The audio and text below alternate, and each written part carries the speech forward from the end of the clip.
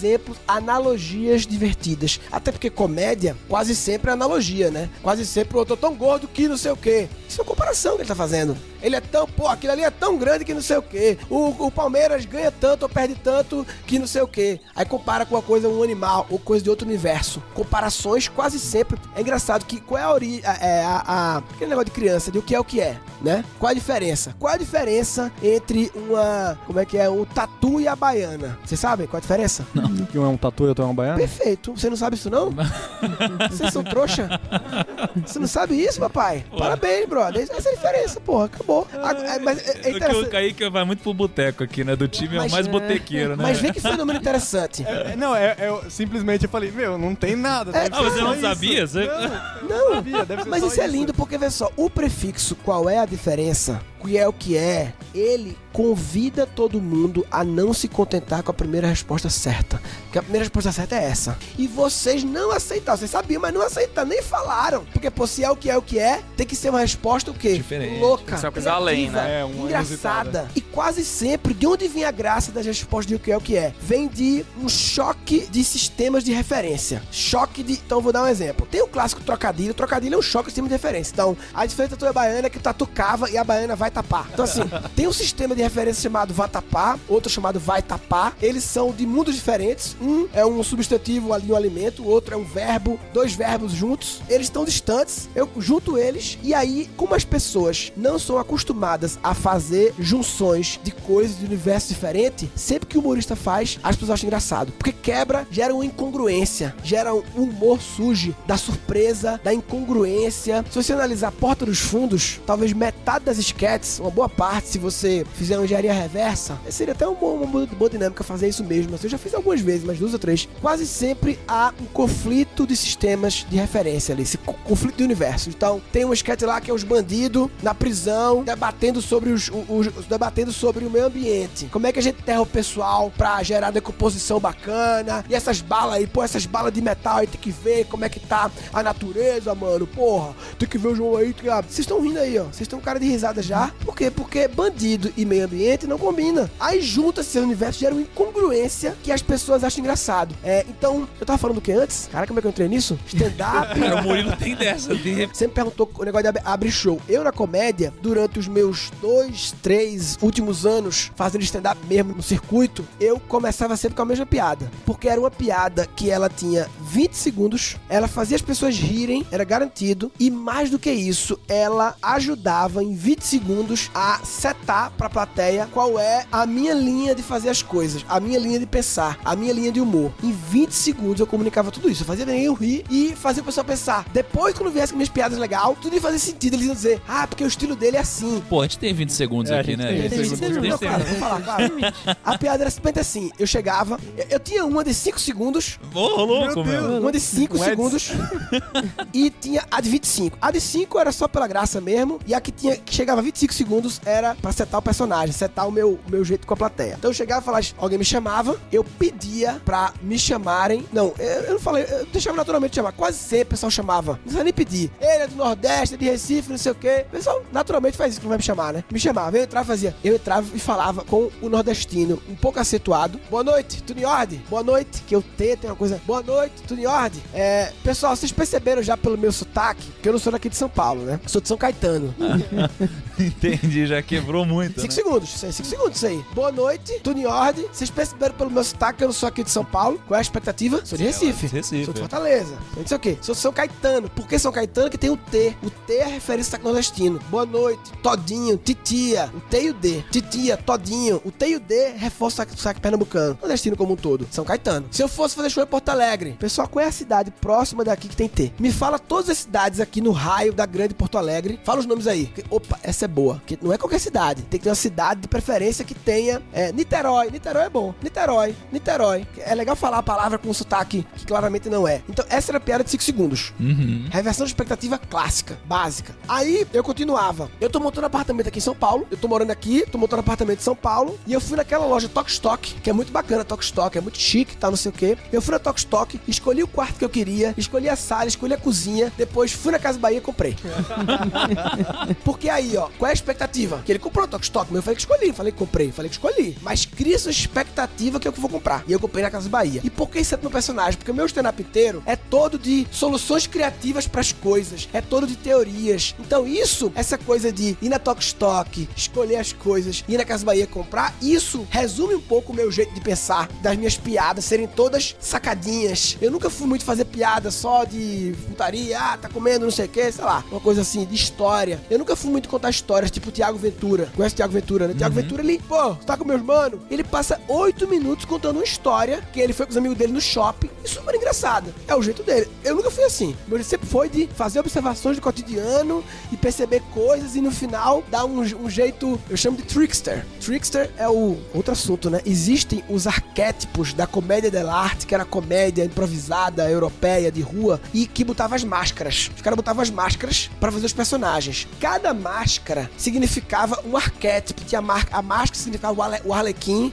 e aí tinha o trickster. O que eu quero dizer com isso? Tinha uma máscara. E qual era o lance da máscara? Quando alguém entrava com aquela máscara, mesmo que ele não tenha entrado em cena ainda, você já sabia várias coisas sobre aquele personagem, porque ele representava aquele arquétipo da máscara, né? É igual quando você vê os feriados, Friends, e entra o Chandler, você já sabe o que aconteceu sobre ele. Só que eu tive que assistir vários episódios pra entender. A máscara é uma forma de primeiro você já sabe qual é a dele. O Chandler é o trickster. A máscara do Chandler é a mesma máscara do Piratas do Caribe, do Jack Sparrow. É a mesma máscara do Pernalonga. É a mesma máscara do Saci Pererê. É a máscara do cara que dá soluções criativas, algumas vezes exageradas, beira a ilegalidade muitas vezes, porque o Coringa também é trickster. Ele é do mal. Tem muito do mal trickster. A máscara do Briguela ou trickster é uma máscara que algumas vezes é do mal. Porque esse do mal criativo, do mal Coringa. Que o Jack Sparrow é meio do mal, meio do bem ali. Entendeu? Então, o meu humor quase sempre era o humor da máscara trickster. Da máscara que dá soluções, aí muitas vezes loucas, ilegais, entendeu? Assim, exageradas. Agora, uma coisa que marcou muito do seu humor, assim, na minha... Não vou nem dizer infância, sei lá. Foi quando... a infância é foda, né?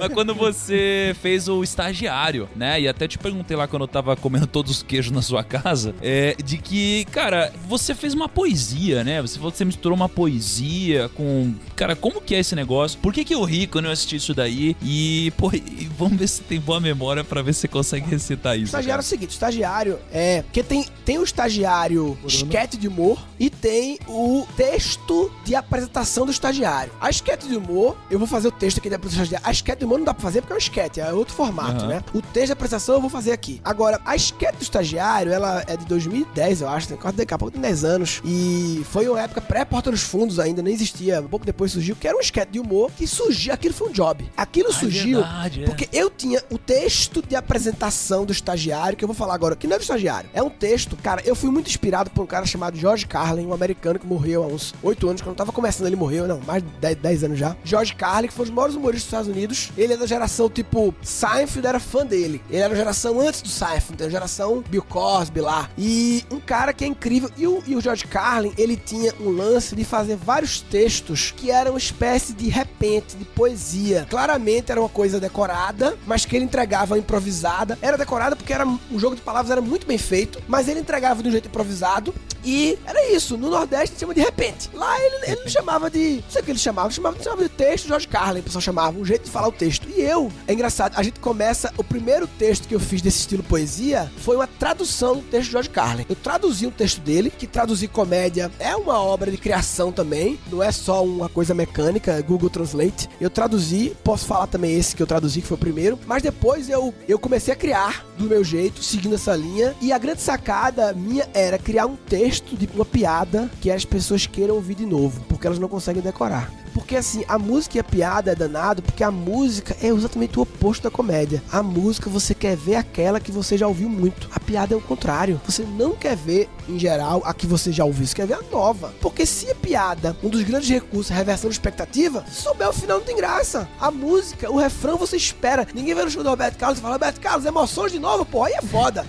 Não, peraí, pô, é a nova aí. Não, você quer a velha. Você quer emoções de novo. Eu criei esse negócio. Essa é a piada hoje em dia que eu uso. É equivalente a Tokstok, agora no mundo das palestras, mundo corporativo, é esse texto que eu uso pra abrir. O texto de abertura, cara, a abertura não é um momento de... Você pode improvisar como Sérgio Malandro falou, se a improvisação tiver conectada com a factualidade, porque você tem que ter um texto de abertura. Pra você improvisar a abertura, a única possibilidade que eu vejo é estar ocorrendo uma factualidade clara dentro daquele universo que tá no ar, o bagulho tá no ar, a bola tá quicando no inconsciente coletivo das pessoas, como era a história de Ser Cedo Demais, e você vai rebater essa bola. Aí você abdica da sua piada de abertura, da planejada. Por quê? Porque o factual, quando você rebate a bola quicando do inconsciente coletivo, nada é mais foda que isso. Nada. Nenhuma piada é maior do que essa. Do que a piada que rebate o inconsciente coletivo. Por isso que a maior sacada, velho, eu vou falar o estagiário. A maior sacada é: chegue 3 horas antes e ouça tudo que tiver acontecendo na plenária. E toda vez que aqueles seres humanos emitirem uma risada, porque acontece mesmo no evento corporativo mais careta sério, sempre tem um momento que um diretor fala uma coisa que ninguém ri. Sempre tem. Ou muitas vezes o pessoal não riu, mas aí vem um trabalho de leitura de inconsciente coletivo. Eu fico nos eventos, todo evento meu, eu falei palestra, eu chego 3 horas antes. Chego mesmo assim. Anteontem, fui no Guarujá, o evento era às 17. Minha palestra era às 17. Eu saí de casa às 10. 7 horas antes, para as 2 da viagem pro Guarujá, mas para ter margem ainda de não, eu falo pro meu time, cara, 3 horas antes não é margem de atraso, a margem tá por fora. Eu quero chegar 3 horas antes. Se tiver que ter margem, diga a hora que eu tenho que sair, mas eu não quero, não é pra comer essa gordura é essencial. Chegou lá, viu o evento inteiro, aí você pesca 2 besteiras, o diretor, o cara de TI que aconteceu nesse evento agora, falou do sistema lá, acho que é ATG, é uma sigla de alguma coisa, que é tipo servidor mainframe, que eles estão trocando pra outro. E o cara, quando foi defender a troca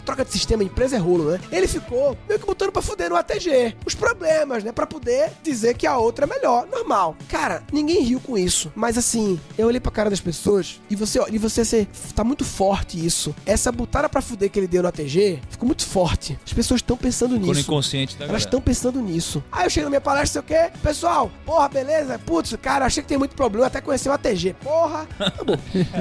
As pessoas enlouquecem, entendeu? Porque tava na cabeça delas isso. Que o ATG é um bagulho complicado, que dá problema e tal, entendeu? Aí você pega e faz um ganchozinho. Então, voltando. Quando não se tem um gancho desse, e você pode usar pra abrir, ou pode usar no meio também. O do ATG, eu não usei pra abrir, usei no meio. Mas o estagiário é o seguinte, eu abro assim, o pessoal queria começar me apresentando, eu queria me apresentar de uma forma que eu acho que todo mundo que se apresentou já, algum dia, na entrevista de emprego, ou já viu alguém se apresentar, que ia apresentar falando minhas qualidades. Então, eu sou um cara dinâmico, dedicado, organizado, centrado, ágil, versátil, flexível, criativo, proativo, decisivo, comunicativo, comprometido, extrovertido, mas não submetido. Eu sou agregador de valor, adaptável a mudanças, focado em resultados, tenho facilidade para trabalho em equipe, espírito de liderança, bom relacionamento interpessoal e pensamento sempre positivo, exceto quando eu tô esperando o resultado do teste de HIV. Então, na minha carreira, eu sempre busquei dividir responsabilidades, subtrair as diferenças e somar os esforços para multiplicar os resultados. Eu adoro encarar desafios, correr riscos e cumprir metas. Minha grande qualidade é a ética e o profissionalismo. Meu maior defeito é ser muito perfeccionista. E mesmo assim, com tantas virtudes, me mandaram embora da outra empresa só porque eu roubei um notebook. Velho, tinha um monte lá. Mas eu não fiquei desempregado. Eu fiquei disponível no mercado de trabalho, num processo de reposicionamento estratégico, buscando recolocação profissional, e eu virei humorista. E meu trabalho agora é pensar um bocado de coisa inútil que vocês não têm tempo pra pensar, porque eu estou fazendo algo útil. Espero hoje poder atender as expectativas, porque eu não vou poupar esforços para alcançar meus objetivos. Muito prazer, Murilo Gun. Então, cara, muito bom, cara. Isso, como surgiu? Eu criei, por causa do George Carlin, com essa coisa. Qual foi o texto do George Carlin que eu traduzi e que comecei essa... Eu fiz vários textos desse. Vários textos. Qual é a característica? É longo, é jogo de palavras, parece um repente, tem musicalidade, ninguém consegue decorar, tem graças no meio e um bom final. Não necessariamente engraçado, mas com cara de closure. Essa é a receita.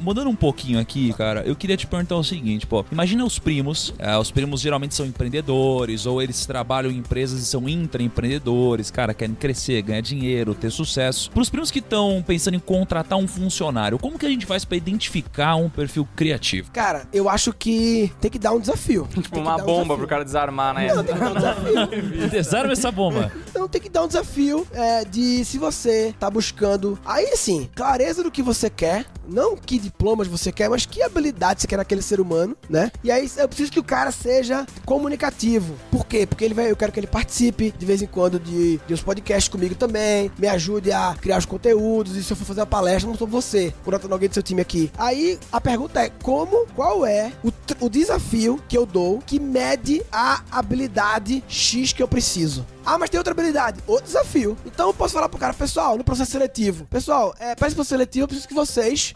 gravem um podcast. Que você grave um podcast falando, como seria um podcast falando sobre, pode dar um assunto amplo pro cara escolher, falando sobre alguma coisa. Vai, grava. Aí você vai ver as pessoas que, mediante esse problema, aí quando você receber, talvez não fala pra todo mundo fazer isso, faz uma pré-seleção antes, e os 10 finalistas vão fazer isso. Você vai ver que vão ter 6 ou 7 que vão ser iguais, que fizeram um formato muito parecido, que se contentaram com o padrão, que se contentaram com a primeira resposta certa. E vai ver 3 que usaram a imaginação. Aí você, opa, aqui estão as pessoas que usam a imaginação pra fazer as coisas. Porque o cara que é criativo, eu tô falando, o que vive uma vida criativa, esse é o típico desafio. Você perguntou, que problemas merece criatividade quando não merece? Escovar os dentes, em geral, não merece. Agora, se a empresa na qual eu quero trabalhar me manda um desafio em que esse desafio pode definir o meu futuro profissional, tô suspeitando que isso merece criatividade, né? Agora tem uma dúvida grande. Isso também até é uma coisa que a gente pode falar, que às vezes é um problema também das empresas. Aqui a gente conversou bastante sobre como você é mudado desde da infância, pela escola também, a ter aquele estilo definidinho também. E aí, de certa forma, acho que vejo muitos empresários também replicando isso na forma de você fazer. Então, você busca a pessoa criativa, mas, por exemplo, faz um teste AB com o cara lá de 20 páginas pra ver se ele é criativo ou não. Então, às vezes, a forma como você faz a dinâmica também muda. Cara, os líderes do mundo empresarial hoje em dia estudaram nessa escola que a gente falou. Foi nessa escola que eles estudaram. Essa foi a escola deles também, entendeu? Eles também têm os problemas de coragem, os problemas de inovação e tal. E aí a história da cultura corporativa, né? Como a organização Aí eu falei, o gargalo é a coragem, medo. Tem organizações que criam ambientes de medo, ambientes de não pode errar nada e ambientes que não se pode quebrar o padrão. Uma vez eu cheguei no evento e aí tava lá o evento e alguns clientes e as mesas, clientes e funcionários, e as mesas da frente estavam reservadas para a diretoria. Muito comum isso, né? Essa é a imagem padrão para o problema. Vai ter um evento com os chefões onde eles vão sentar, onde as pessoas vão sentar, onde as pessoas vão sentar, que o chefão. Aí, sabe qual era o principal assunto da palestra do evento? Foco no cliente. E o cliente lá atrás, porra. Verdade, né? Bota a mesa da frente pro cliente então, porra. Cadê o foco no cliente? Mas é porque eles não veem, porque estão no piloto automático. Evento é um grande exemplo de piloto automático, de tipo assim, as pessoas ao criar um evento, elas já pegam um monte de padrões do passado que são repetidos, e quando querem inovar depois desses padrões, em vez de questionar o padrão. A gente, quando foi fazer o primeiro evento da gente, o Radio Papai, que é em que encontra os alunos, como meu curso é todo online, a gente faz um evento uma vez por ano, já vai pro 5º ano agora, que reúne a turma. Quando a gente foi criar o primeiro evento, a gente usou uma técnica que eu tenho no curso, que eu chamo de dominar para destruir. É muito simples. Dominar para destruir o que queremos fazer? Queremos fazer um evento. Então vamos dominar. Dominar o quê? O padrão. Para destruir o padrão. Tem gente que quer destruir o padrão sem dominar o padrão. Tem que dominar o padrão. Tem que saber qual é o padrão. O jeito padrão é esse. Agora eu vou destruir. Então assim, curso online, fórmula de lançamento, é um negócio muito conhecido. Ele é o padrão. Tem que dominar o padrão para depois destruir, para depois escolher daquela metodologia o que você vai desrespeitar. Senão não tem inovação. Agora, não pode ter a soberba de eu quero fazer diferente a esse padrão e nem sequer conhecer o padrão. Você conheceu o padrão. O padrão é. Então, qual foi o padrão? A gente fez o post-it lá. O que é que todo evento tem? No detalhe, crachá. Todo evento tem palco, tem PowerPoint, tem credenciamento, tem fila do credenciamento. Todo evento tem sacolinha, tem bloco de anotação, tem caneta. O que mais todo evento tem? Tem palestrante. No detalhe. As coisas que você tem uma expressão em inglês que é take for granted, né? Que é que você nem questiona. Vai começar o evento, tudo isso que eu falei até agora já vem no pacote padrão. E a partir daqui inovamos. Não. Dessas coisas todas, o que é que a gente vai destruir? A gente começou. Pô, sacola é escroto, né? Fica a foto do evento, todo mundo com a sacolinha, acabou a sacola. Foda-se sacola. Ah, mas peraí, onde é que vai guardar o bloco de anotações e a caneta? Vamos agora usar a imaginação. No crachá. Fizemos um crachá maior, em que o bloco de anotações, que são post-its, cabem aqui dentro do crachá. Cabe a caneta também, e um papelzinho com a agenda do evento. É a contracapa do seu crachá. Eliminei a sacola. Como é que eu faço pra eliminar a fila? Credenciamento pra pegar crachá. Que saco. Não, tira isso. Aí a gente inventou um negócio lá que eu dou qualquer crachá pra você. Eu te dou um crachá com qualquer nome pra tu procurar o teu. Aí eu evito a fila, que é só dar crachá. Não tem que procurar o nome das pessoas.